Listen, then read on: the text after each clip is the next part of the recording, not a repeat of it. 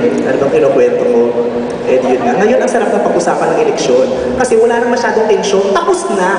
Kasi nung mga nakalipas na araw, parang ang hirap pag-usapan, masyadong seryoso ang mga pangyayari, nakakatakot, di ba?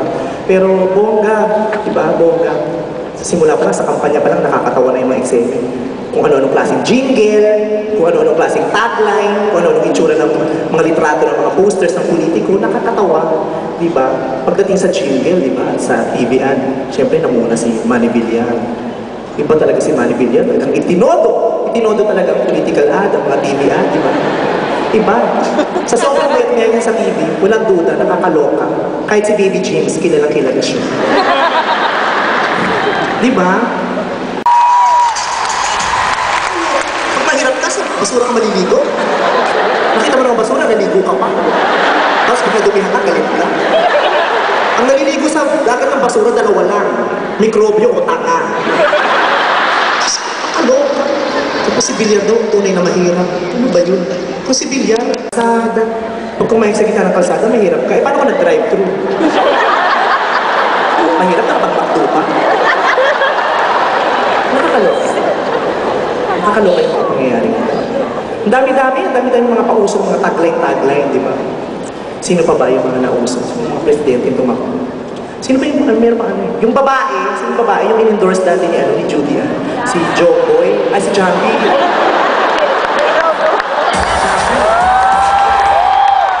Si Jambi, di ba? Nakakaloka si Jambi. Ang aga-agang bumoto, excited magpa-fingerprints. Kasi nung masiguro nakaboto na siya, sabi niya, gusto ko ng fingerprints, tatakam mo ko agad. Bongga, pero ngayon pang hindi rin. Sawiyin din.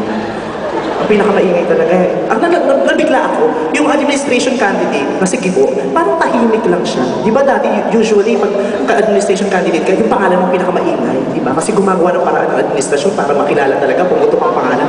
Pero ngayon, si Gibo, hindi masyadong maingay. Kaya yan, si Gibo, Bigo. Ano ka?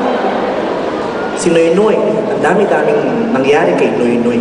Dami-daming mga pinalabas na mga kwento, pero ngayon naman, nanalo pa rin, bongga. Nanalo si Noynoy, bongga. Kakaaliw.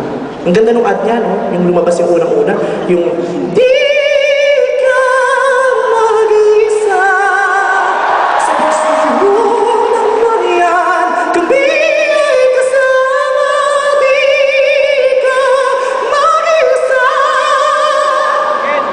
Galing nun. Lahat ng, di ba, pinagsama-sama artista ng ABS at artista ng GMA. Sabi, lahat ng artista. Ba't ganun? Yung mga ibang channel, 13, 9, wala. Sabi, ano ka ba? Nandun sila, hindi ko lang sila kilala. Lahat pinagsama-sama sa video na yun, di ba?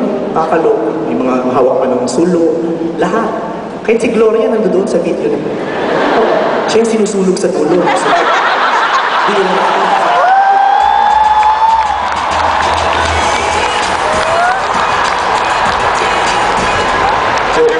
Pero nakakaloka si Gloria.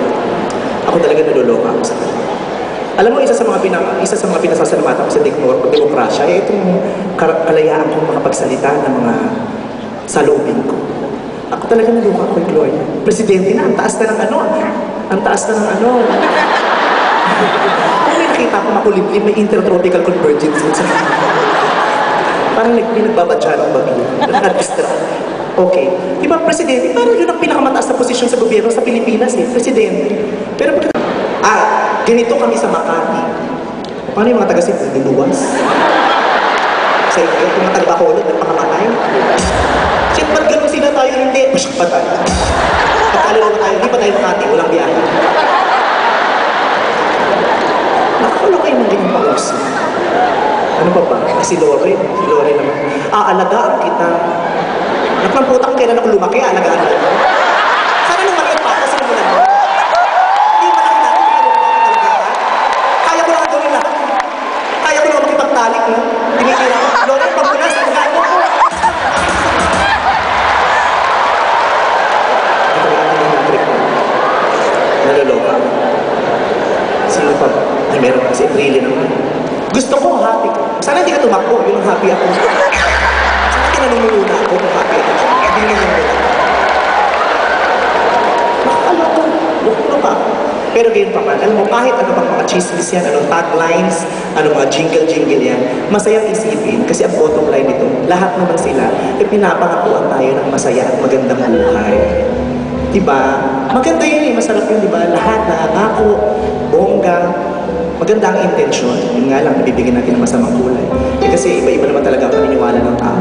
Kasi nga may demokrasya sa Pilipinas, kaya malaya tayong mag-isip at mag-desisyon kung sinong papanigan natin. Ang importante, masaya tayong lahat. Diba? Kasi it really feels great to be happy. Diba? It really feels good to be happy. And happiness is not a state of mind. It's a lifestyle. And life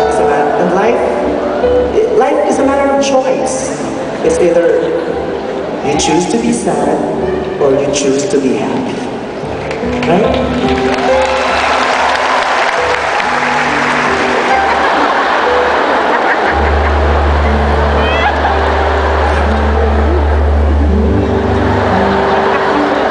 Nakanta ko. Sana alam mo yung dulo. Bubutasan ko pa, ako nagsishow ka. Ano ka to si Romy? Billy Joe, kumaya, nag-drugs. Nung nag-aaral ako, nung college ako. Dahil sa mga baklang nakapaligid sa akin, nakakaloka. Sa inggit ko sa kanila, dahil ang saya-saya nila sa eskwelahan, yung mga bakla, nakaisang kilay lang, nakaisang guhit na kilay, nakapulang lipstick. Sabi ko, ang saya nila, ba't ako hindi? Kasi yung pala, sila malaya, ako hindi ako. Shit, ang pangit ko dyan. Hanapin niyo ako dyan! Parang hindi ako masyadong proud sa mga picture na yan. Sana hindi nyo nagpinakita. Maganda na ako dyan. Yung picture na yan, yan yung picture sa Sing-Along Bar. Diyan naman tumodo ng todo talaga ang kabaklaan ko. Nagsimula nung college, pero nung pumasok ako sa Sing-Along Bar, doon na tumodo ang kabaklaan ko. Kasi dati ang tawag Sing-Along Bar. Ngayon, comedy bar na. Kasi bihira na yung nagsising-along. Mas gusto ng mga tao na yun. Kayo, hindi ko nakikita yun. Sana alam ko yung mga pinapakita nyo para hindi ako nabibiglang may Pwede bang rewind yun? Hindi yan eh. Mais-ayos pa yan eh. Kabayo-kabayo ko dun. Okay. Yun nga. Ngayon comedy bar na ang tawag dyan. Nagsimula ako sa Raymond's Bar sa Mabini. Pero talagang nag-alaga sa akin yung